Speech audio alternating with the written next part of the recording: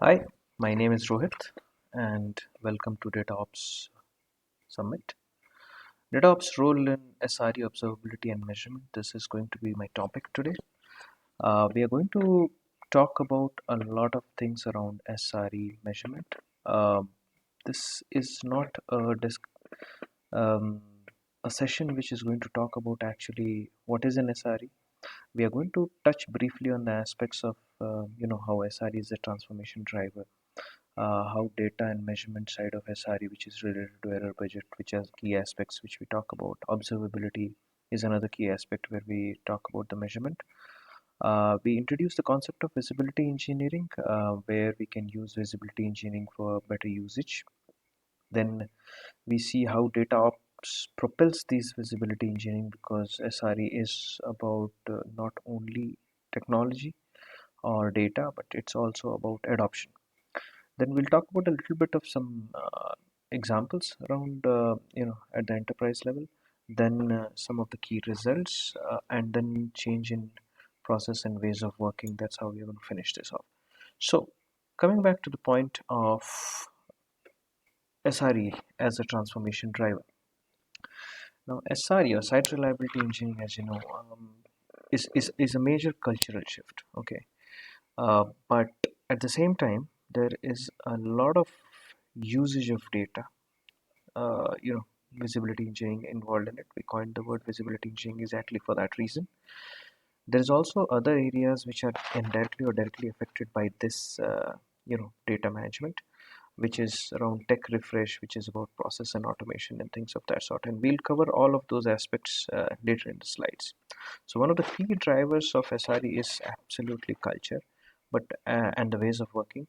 But the mindset change, the proactiveness from a reactive to a proactive to a predictive is something which we try to use, and bring SREs to the level by using DataOps. And we are going to cover all of those aspects. Today, we are also going to talk about a lot about error budget, observability capabilities, ITSM data, a structured analysis of how to define measurements and things of that sort. So, from SRE as a transformation driver, we jump into measurements in SRE. One of the key aspects of SRE is error budget definition, as we know.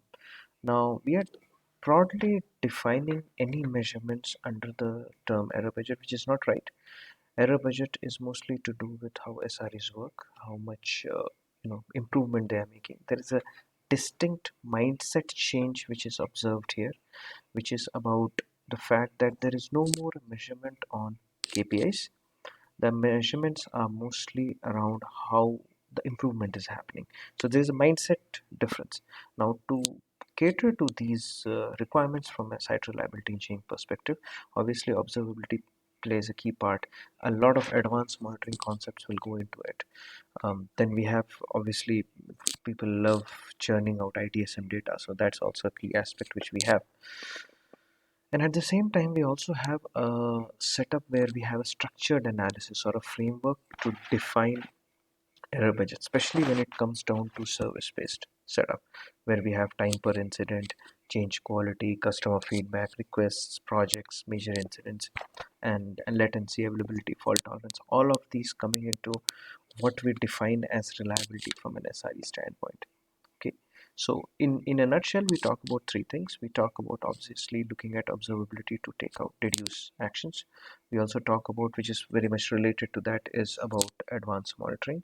How do we put in a lot of advanced monitoring? At the same time, it has to be supported by ITSM data because that's the key entry point for us, right? So, what do you mean by visibility engineering? What is the key aspect behind visibility engineering? And I have to, really define this in a nutshell where we can talk about, you know, the visibility engineering thought process itself.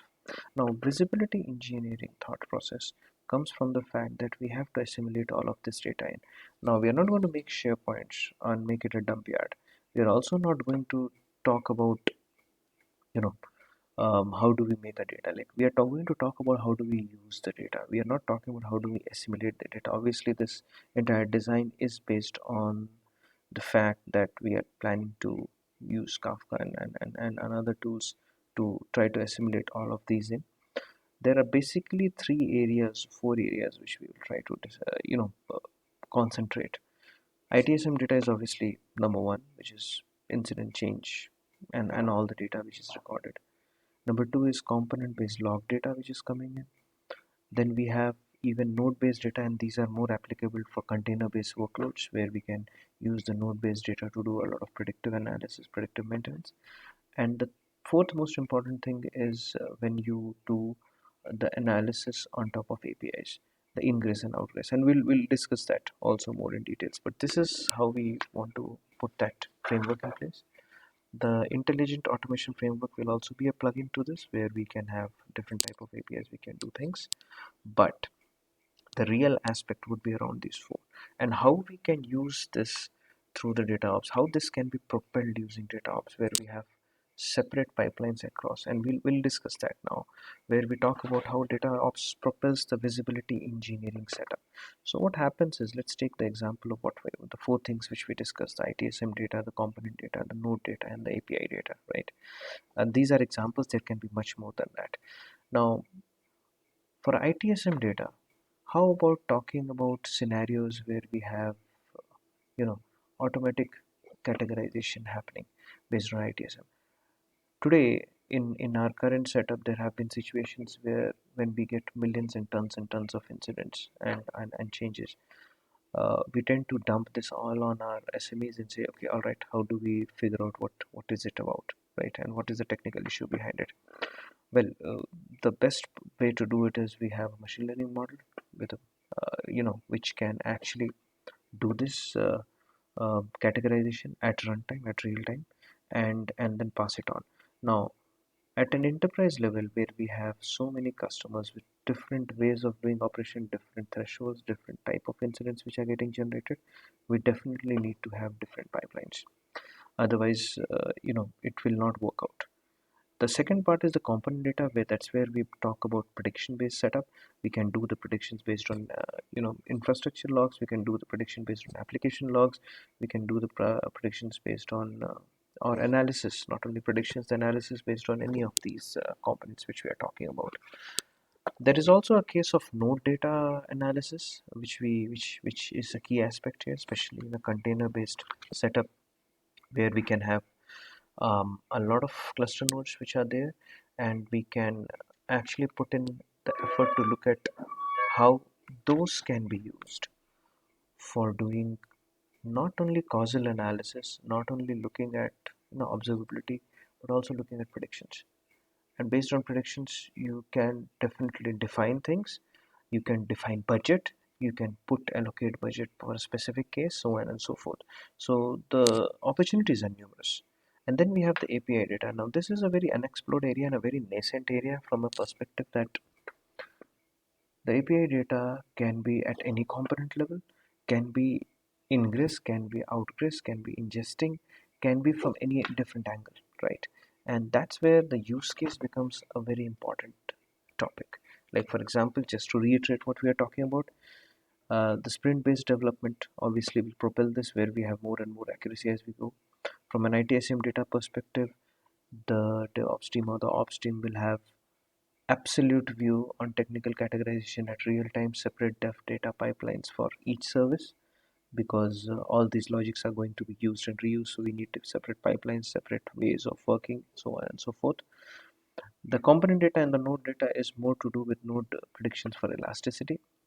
Now, I know there are tools already available which can do that, but knowing and understanding how your system works is very important, and based on that we can do this component data and node data based component predictions. API data is based on user and business performance management, where we look at ingress and outgress of APIs. Now, in the world where it is an API world all throughout with a mesh and a crisscross across, I think this will have potential great use cases where we might also even look at the security aspect. We might also even look at what type of data is being shared. The democratization or monetization of data also can be done. All right, I want to expose this API, but this comes at a cost, and then you start monetizing it. And those are some of the areas where we can have different setups and different data pipelines for different services which are being coming, different use cases which are coming. So the opportunities are immense, and this all this ties down to the fact how site reliability engineers can use it. And this can only be done at an enterprise mass level when it is done at different services, different use cases. The use cases which is definitely defined by SREs, use cases which are developed by SREs, so that they bring the operational stability and the most important part, reliability, into the entire setup. Some of the results which are there from prediction standpoint, so we have deep learning based auto scaling for Kubernetes clusters which can be done at a container level, infra based component predictions and correlations. So the underlying infra, if it is not a pass case, if you are not using EKS or AKS or any of those sort of pass services from hyperscalers, we can definitely even do an infra based component predictions and correlations where you talk about dependent non-dependent variables like you know, there are close to 25 odd different parameters which are captured as part of logs, that can also be configured and defined, and those data, that data can actually be correlated, can have a dependent and independent setup where one parameter is affecting the other parameter. That's where the dependent variables come into picture, and based on that you can create use cases like uh, predicting the failures, predicting outages, predicting different use cases, especially in the e-commerce area. It can be really, really helpful. And then we have real-time categorization of incidents, which we talked about, and correlation across different layers, across different CIs, across different components. Um, because there is a major difference when it comes to doing an ITSM based, especially incident based setup. Predictions, or I should say, categorization versus predictions, because the incident and the alert system works on static thresholds, and we are here talking about dynamic thresholds. Another key aspect which people tend to forget is that cloud-based FinOps solutions for costing is a great use case for DataOps, and it also needs a pipeline because that type of data analytics will be very specific to specific customers who run through. Now, change data analysis from an ITSM standpoint is another area which we have to look into. SREs work on error budget, so change is a critical part for them, and that's where the concept of defining an error budget with the failure budget in place, where we look at ingesting a little bit of risk appetite into the entire system. These sort of data ops pipelines are absolutely necessary and required for SREs to have a look at, and start looking at reliability as a principle. Now, one of the key aspects in this entire setup is about how do we do component based data analytics and how we do API based data analytics. But there is also a major aspect about process and about automation, right? Now, there are two aspects. Let's talk about automation first. The automation aspect is a little bit more on the shiny side, because we tend to talk about auto healing. We tend to talk about how data manipulation and data can actually give you a chance to take a decision, okay, and also do an automation. uh, a lot of hesitancy is there, especially when it comes to complex processes where people don't want to really leave it for the systems to do it, and also there are not many processes which are totally defined from that perspective. That's one part of automation, but still we can achieve a little bit on that. The other part is ways of working, and ways of working is a cultural shift, and it is one of the key aspects of SRE. So we cannot forget that we are talking here about how DataOps can actually enable SREs a little bit more, right? Now, one of the key aspects in this is how do you change the process to adopt all the things which we are talking about, to adopt observability as a key criteria. Gone are the days where you do classic monitoring and based on something which has happened you take an action. The world today is looking at things which are more predictive, which are more proactive, and which can be used directly, right? Now, for doing that, it has to be used on day-to-day basis. It cannot be that you create a tool or create a mechanism and people don't want to use it. So there has to be a clear-cut setup defined of how this can be used. Now, to define how this can be used, we have to look at how the process has to change, how the measurements have to change, and going forward, how can we change even the way ITSM looks at it? Because traditional organizations, they still work on the pattern of ITSM based setup, right? We have an incident, it's very incident centric. We have a change, we have RCA, which is quite reactive, and you look at it and things of that sort. Now, most of the incidents in the system are usually events which happen. There are hardly any customer incidents which come, we know that. So when we have a event which comes and it becomes an incident, those are static thresholds. So you have 80, 85, 90%, and it hits that static threshold and it just jumps through and it becomes an incident, and somebody takes an action on that, which is good, but the damage has already been done. That's how we look at it.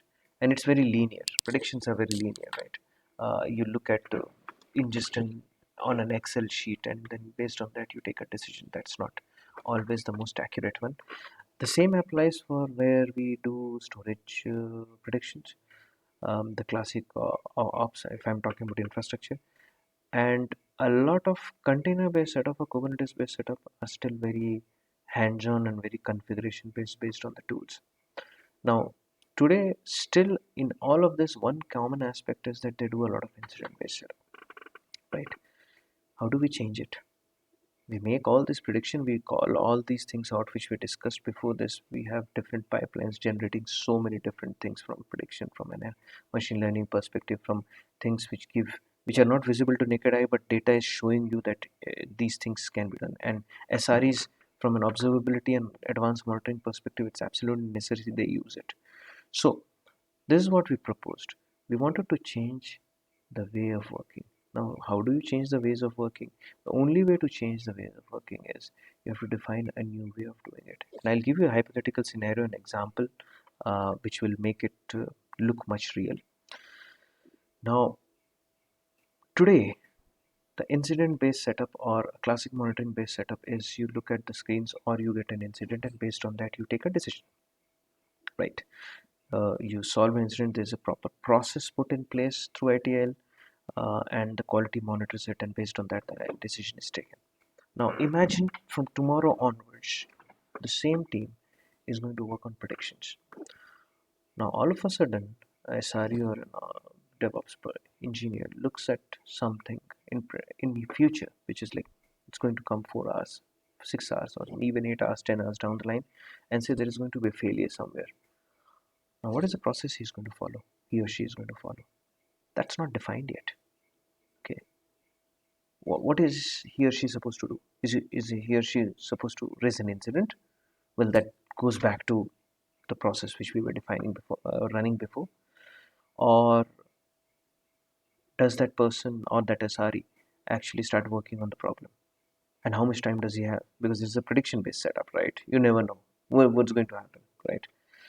So how do you define? There has to be a clear cut process defined as to if we are going to use these principles of SRE on a real time basis, on an observability, advanced monitoring setup, prediction based setup, what are they going to do on day-to-day basis? What is the process? What is the SOP to be followed, right? So this is how we came up with. If we see a major failure which we predict from a system standpoint, which is 8 to 10 hours down the line, we try to run a project from an SRE standpoint to ensure that that part is actually negated and the trends actually start going down, and we take exactly 80% of the time which the system shows before the failure. So for example, if we have 10 hours to failure, we run a project for 8 hours. That's the maximum threshold which it can go to. Till that time, we expect the SREs to solve the problem. They have all the tools in the market, they have all the license to go and do things and actually show that the trend is actually going on the downside. So the trends should start reversing. If we are not able to do that, then the fall through net safe net is that in the last 20% of the time, we go back to our quality gate based process and then go through the incident change management, measure incident, whatever way we want to call it. Now, these things all work on accurate predictions. Now, this is mathematics. Everybody knows ML, they are on mathematics. Sometimes mathematics can go wrong. Okay. And so we have to define or devise a mechanism in which we can do this. The best way to do it is first inculcate this into the error budget, which is obviously defining an SLO, which is much bigger and higher than the SLA, and try to reach there. Once we are able to reach there, I think then the adoption becomes easier. This requires a major step in SRE from a cultural shift. A lot of training, retraining has to be done, and sometimes it becomes really difficult because the teams who have been working on this have been working on this for almost years, I mean decades, and they really don't want to change. So sometimes it becomes very difficult for this adoption to happen, but in reality, this is the future. This is how it's going to be going forward, where we have correlation of all the parameters using advanced analytics happening. And if that is the real mainstream, it can only be propelled by DataOps. There is no other way in which it can be done at scale. So the future of SRE to an extent, and especially the part where it talks about observability, has to be propelled by DataOps. There is no other way in which it can be done, and it's already happening as we speak. But it also has a major factor which we have to keep in mind is there's a major cultural and ways of working shift which would happen. Now let me talk about a little bit of challenges, even though I don't have a slide for it for sure. One will be a cultural shift. Even if you define all this tooling, it will be a cultural shift. The visibility engineering architecture, which we discussed before this, is going to be a major challenge. Uh, Probably this one, because a lot of organizations are still not in a position to get this into in a proper setup. But one step at a time, we need to have smaller use cases. We need to define smaller use cases, and then maybe we'll reach there someday. Um, that's number one. Number two is we need to have a culture of data ops coming into picture. There has to be an acceptability. It has to come through the management. There are major challenges in that. Number three is at the ground level, it has to work. So people have to have an acceptability for it. People need to, start having acceptability of things which will work using data. Um, we see sometimes challenges in the acceptability of site reliability engineering concept itself. So this will be a major challenge as well. And this is a long haul change. It's a transformation and doesn't happen overnight. So we have to be patient.